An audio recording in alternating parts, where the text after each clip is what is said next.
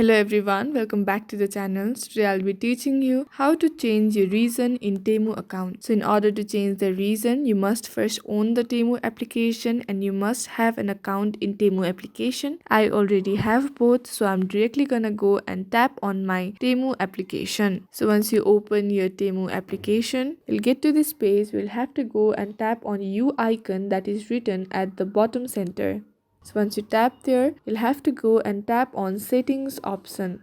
So once you tap on settings option, you'll have to go and tap on country and region option. And here you'll have to go and choose your country and tap on your country. So I'll be randomly tapping on Germany. So it will ask you if you really want to switch or not. If you really want to switch, you'll have to go and tap on switch to Germany. And once you tap there, you'll have to sign in again. So you'll have to go and tap on sign in. And once you sign in, you'll have to go and tap on you again at the bottom center and check if you've been logged in or not first. And then again, you'll have to go and tap on settings option. And on settings option, you'll have to go and tap on country and region and check if you've been switched to Germany or not. So I've been switched to Germany, and that is how you change region in Temu account. I hope this video was helpful. Thank you for joining in.